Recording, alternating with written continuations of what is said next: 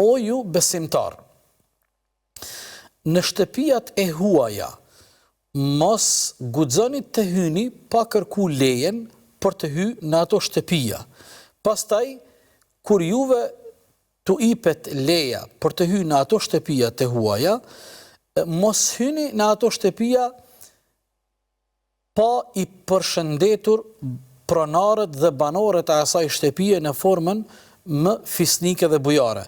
Dhalikum khairul lakum la'allakum tadhakkarun, nëse ju paraprakisht këto sugjerime dhe këto norma i respektoni dhe i merrni në konsiderat. Do të thotë, norma e parë nuk lejohet në një shtëpi të huaj, domethënë nëse ti nuk je pronari i shtëpisë dhe nuk jeton në atë shtëpi, pavarësisht lidhjes familjare që ti mundesh me pas me banorët e asaj familje, respektivisht asaj shtëpie, pavarësisht lidhjes së gjakut, pavarësisht lidhjes së miqësisë, pavarësisht afërsisë që mund ta kesh kojshia apo fqinje e tjerë, nuk lejohet me hyni një shtëpi të huaj pa lejen paraprake prej pronarëve dhe banorëve të asaj shtëpie. E dyta, norma e dytë, kërkohet nga ne që posat na ipet leja të hymë në atë shtëpi, të mos hymë në atë shtëpi pa i përshëndetur me mirë sjellje dhe me një përshëndetje bujar dhe fisnike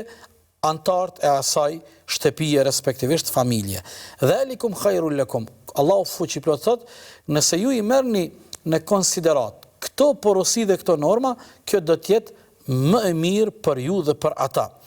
Fa in lam tajidu fiha ahadan, e nëse ndodh që ju keni nevojë të hyni në një shtëpi për çfarë do lloj nevoje që ju mund ta keni. E nëse ndodh që brenda asaj shtëpie nuk ka antar, nuk ka banor, nuk ka të atill që banojnë, fala tadkhulu hatta yu'dhanu lakum.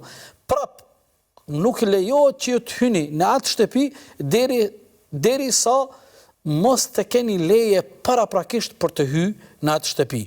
Wa in qila lakum irji'u, nëse juve nuk jepet leja me hyrë në një shtëpi. Po e zojmë, unë ju kam drejtuar një shtëpie për çfarë do lloj arsye, dhe pronari dhe banorët dhe antarët e asaj familje mua nuk më japin lejen që të hyj, atëherë unë duhet të kthehem. Huwa azka lakum, Allahu thotë kjo është më e pastërt dhe kjo është më fisnike për ju. Wallahu bima ta'maluna alim, çfarëdo që mund të veprani, Allahu është i gjithdijshmi për veprimet tuaja.